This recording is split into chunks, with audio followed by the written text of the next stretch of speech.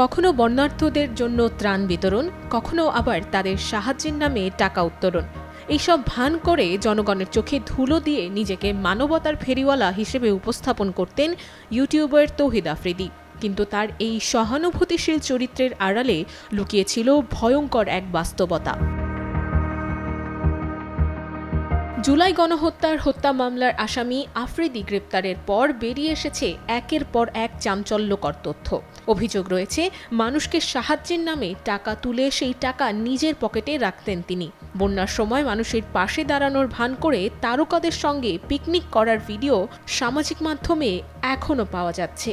শুধু তাই নয়, সামাজিক মাধ্যমে সরব থাকা এই কন্টেন্ট ক্রিয়েটর ২৪ জুলাই গণ অভ্যুত্থানের সময় মুখে কুলুপ এঁটে রাখলেও পেছনে স্বৈরাচার হাসিনার পক্ষে ছক আঁকছিলেন।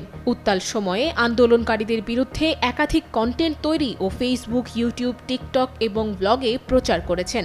এসবের মূল লক্ষ্য ছিল হত্যাকাণ্ডের বৈধতা প্রদর্শন করা।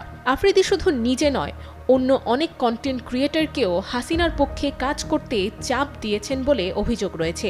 এ সময় সোলাইমান সুখন নামে আরও একজন কন্টেন্ট ক্রিয়েটর তাকে এই সব বিষয়ে সাহায্য করেছিলেন বলেও অভিযোগ রয়েছে। এমনকি যেসব ইউটিউবার ও কন্টেন্ট ক্রিয়েটর তার কথায় রাজি হননি, তাদের শারীরিক ও মানসিক হেনস্থা করারও অভিযোগ রয়েছে। আরও ভয়ঙ্কর তথ্য হলো, তার টিম মেম্বার বা ঘনিষ্ঠ কেউ আফ্রিদির ভয়ে বা প্রভাবে তার বিরুদ্ধে কথা বলার সাহস পাননি। ইউটিউবারদের কাছে আফ্রিদি এক আতঙ্কের নাম, যে কেউ মুখ খুললেই তার কোনো না কোনো ক্ষতি নিশ্চিত।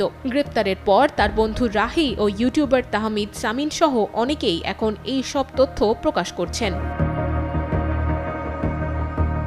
এখানেই শেষ নয়। সম্প্রতি অনলাইন পোর্টাল বাংলা এডিশনে প্রকাশিত একটি ভিডিও প্রতিবেদনে উঠে এসেছে আফ্রিদির ভয়ঙ্কর কর্মকাণ্ড এবং মুনিয়া হত্যার সাথে তার সরাসরি সম্পৃক্ততার প্রমাণ।